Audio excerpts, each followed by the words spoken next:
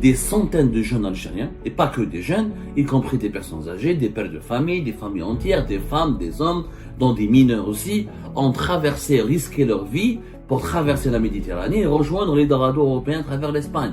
Des centaines et des centaines de haragas algériens qui ont été secourus en Espagne, interceptés, leurs embarcations ont été interceptées par les gardes-côtes espagnols. Chaque jour, des dizaines d'embarcations, depuis les wilayas côtières du ouest du pays notamment, Mostaganem, Ain Temouchent, Oran. Oh, c'est une razzia, c'est un départ, c'est un exode. Et parmi ces jeunes, il n'y a pas que des malheureux, il n'y a pas que des chômeurs. Il y a des étudiants, il y a des universitaires. Il fuit un pays où il y a du gaz et du pétrole pour aller vendre des cigarettes en Europe. Mais c'est quand même fou qu'un Malien, qu'un Burkinabé, qu'un Ivoirien, je peux comprendre. Si c'est des pays pauvres, qu'un Marocain, qu'un Tunisien essaie d'émigrer, part à l'étranger, parce que dans son pays, il n'arrive pas à manger à sa faim, il n'arrive pas à vivre dignement. Ça peut se comprendre, la Tunisie elle est en faillite financière, le Maroc n'a pas de pétrole, n'a pas de gaz. On nous a chanté, on nous a raconté que tout va bien, que l'Algérie s'améliore, que ça va mieux, que la jeunesse commence à croire en notre pays, que il y a un apaisement, que l'avenir est meilleur, que l'avenir est prometteur, que depuis 2019 la situation s'est redressée, qu'il y a eu des injustices qui ont été corrigées. Alors, pendant que les acteurs politiques algériens, les animateurs de la campagne électorale en Algérie nous chantaient cette chanson, qui est malheureusement totalement fausse, infondée et mensongère, des centaines de jeunes Algériens, et pas que des jeunes, y compris des personnes âgées, des pères de famille, des familles entières, des femmes, des hommes, dont des mineurs aussi, ont traversé, risqué leur vie pour traverser la Méditerranée et rejoindre les Dorados européens à travers l'Espagne. Ils ont pris le risque, ils ont préféré mourir, prendre le risque, ils ont préféré prendre le risque de mourir en pleine mer, ou là en mer, ou là en haute mer, plutôt que de rester dans leur pays et d'écouter les candidats aux élections présidentielles pour qu'ils leur promettent un avenir meilleur, qu'ils leur promettent de meilleures perspectives, qu'ils leur promettent plus d'emplois, des allocations de chômage, qu'ils leur donnent... Ils n'ont en pleine campagne électorale, à la veille des élections présidentielles, des centaines et des centaines de haragas algériens qui ont été secourus en Espagne, interceptés, leurs embarcations ont été interceptées par les gardes-côtes espagnols, secourus surtout, réceptionnés dans des centres d'urgence, de soins ou d'hébergement de la Croix-Rouge espagnole ou de plusieurs ONG espagnoles. Et le chiffre, il est alarmant. Alors, on avait le compte d'ici. Le décompte que nous avons opéré, que nous avons effectué, de ces dernières 48 heures, c'est pour la journée du 3 et du 4 septembre. On n'a pas compté parce que les embarcations continuent d'arriver, y compris aujourd'hui le 5. Chaque jour, des dizaines d'embarcations. Depuis les wilayas côtières du ouest du pays notamment, Mostaganem, Ain Temouchent, Oran, juste vers les côtes espagnoles, les îles Baléares, là où il y a Ibiza, Palma de Mallorca, etc. Almeria, les provinces d'Alicante, il y a les côtes de l'extrême sud espagnol des provinces de l'Andalousie. Chaque jour, des dizaines de haragas. Durant les 48 heures, entre le 3 et le 4 septembre, 835 haragas, presque 850 haragas algériens ont été identifiés, réceptionnés, interceptés, accueillis, secourus et pris en charge par les gardes-côtes espagnols. 850 haragas en 48 heures.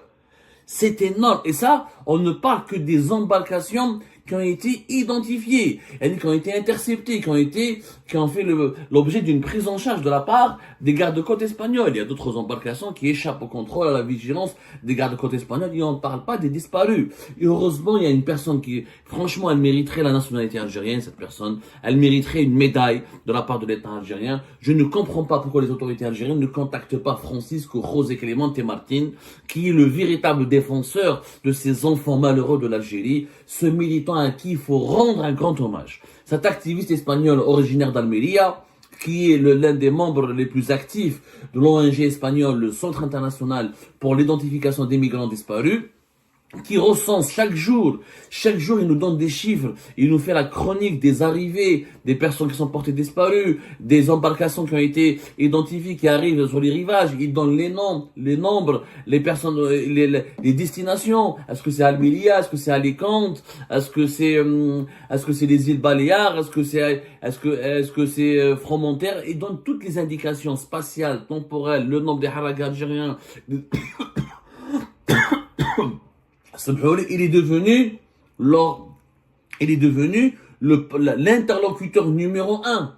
Je dis bien l'interlocuteur numéro un des familles, des haragas algériens qui n'arrivent plus à contacter leurs enfants, qui s'inquiètent pour leurs enfants, qui sont portés disparus, qui sont ou placés dans des centres de rétention par la Guardia Civile espagnole, ou qui sont soignés dans des hôpitaux, dans des polycliniques, dans des centres de soins, parce qu'ils sont arrivés malades ou blessés ou gravement atteints par des syndromes, ou par des maladies, ou par des traumatismes, ou qui se retrouvent en prison, ou qui se retrouvent sur la voie dans un processus d'expulsion, mais les expulsions sont absolument rares en ce moment, notamment depuis la crise politique entre l'Algérie et l'Espagne. Les deux États, depuis printemps 2022, ne collaborent plus activement et de façon dynamique comme c'était le cas en 2021, notamment en 2020. Les expulsions de haragas algériens depuis l'Espagne vers l'Algérie se font de plus en plus rares. Du coup, les haragas algériens sont encouragés. Ils profitent de cette crise politique et diplomatique qui leur permet d'avoir une certaine protection parce qu'ils sont assurés de ne pas être expulsés depuis l'Espagne. C'est devenu très difficile.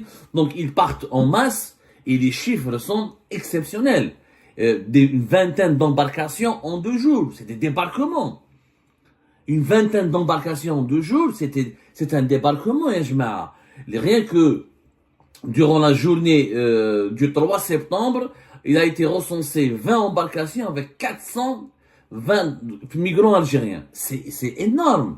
Et Francisco José Clemente et son ONG, avec collaboration des gardes de côte espagnols, les autorités locales des provinces espagnoles qui accueillent, qui font l'objet qui sont devenus les terres d'accueil de ces migrants algériens malheureux, plus la Croix-Rouge espagnole, confirme ces chiffres, recense ces chiffres, et ça devient tout simplement alarmant. Un pays en pleine campagne électorale, au moment où le président sortant, Abdelmadjid Tebboune, prétend que l'Algérie a regagné son rang parmi les nations qui comptent dans le monde, qu'il y a un espoir, que l'avenir sera rassurant. Il a même dit que l'Algérie, durant les prochaines 5 années, elle va se rapprocher, le niveau de vie va se rapprocher de l'Europe du Sud, de Malabélich. Alors, ce constat n'est pas du tout partagé par les jeunes Algériens. Quand Ben Green, l'un des soutiens de Tebboune, l'un des principaux soutiens de Tebboune, nous dit qu'avec 30 000 dinars, on vit mieux en Algérie que lorsqu'on touche 5 000 euros en Suisse, et j'ai l'impression les haragas algériens ne l'écoutent pas trop, hein. Ils le prennent pour un fou. Compte 835 en 48 heures, compte 425 en une seule journée, une vingtaine d'embarcations, c'est-à-dire qu'en 48 heures, il y a eu une quarantaine d'embarcations. Oh, c'est une razzia. C'est un départ, c'est un exode. Et parmi ces jeunes, il n'y a pas que des malheureux, il n'y a pas que des chômeurs. Il y a des étudiants, il y a des universitaires, il y a des diplômés, il y a des pères de famille, il y a des mères de famille. C'est une catastrophe silencieuse, une tragédie silencieuse. Et c'est une honte absolue que pendant la campagne électorale cela se produit. On est à la barbe des candidats aux élections présidentielles, on est à la barbe des autorités algériennes, au vu et au su de tous les acteurs politiques algériens, et malgré cela, on vient nous faire croire qu'en Algérie tout va bien. Si tout allait bien, pourquoi les gens fuient? Si tout allait bien, pourquoi on risque? Comment qu'un être humain préfère risquer mourir en mer que de rester dans son propre pays? Ça veut dire qu'il y a une détresse, ça veut dire qu'il y a un malaise, ça veut dire qu'il y a un malheur, ça veut dire qu'il y a un désespoir. C'est un désespoir, donc, et personne n'est interpellé. Voilà, c'est devenu une banalité. Les hargas, c'est devenu une banalité, carrément au contraire. Il y a un discours dominant aujourd'hui en Algérie, on culpabilise les hargas. Ce sont des fous, ce sont des malades mentaux, ce sont des gens qui sont pas, à la limite, on leur dit que si vous n'êtes pas des patriotes, vous n'êtes pas des personnes de bonne famille, vous êtes des délinquants, vous êtes des voyous, c'est pour ça que vous fouillez le pays, l'Algérie va bien. C'est malheureux, il faut voir les sans-papiers quand ils arrivent ici, les cadeaux des haragas, ils deviennent des sans-papiers quand ils quittent l'Espagne pour arriver en France. on les voit devant les gares, dans les places publiques, dans certains quartiers populaires, dans les grandes villes françaises. Ils vivent dans une misère atroce. Des jeunes de Annaba, d'Oran, de Mostaganem, de Constantine, d'Alger, de Bab el Oued, de Tlemcen, des grandes villes du pays. Ils viennent ici, ils font des petits boulots, là ils versent dans la délinquance, ils sont poursuivis, ils deviennent des vendeurs de cigarettes dans un pays, ils fuient un pays où il y a du gaz. Il fuit un pays où il y a du gaz et du pétrole pour aller vendre des cigarettes en Europe. Mais c'est quand même fou.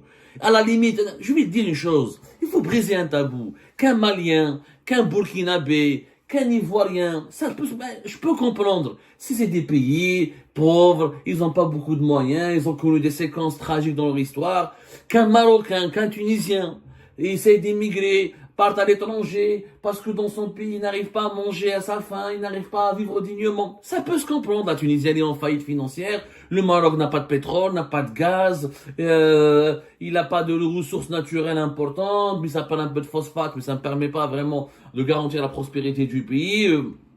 Voilà. Mais quand on a du gaz, du pétrole, du gaz de schiste, quand on est un pays continent, quand on a une grande façade maritime, quand on est le carrefour stratégique de la Méditerranée, quand on a du fer, du phosphate, quand on a de l'or, quand on peut faire des énergies renouvelables. Et en Algérie, c'est un trésor, c'est un paradis sur terre.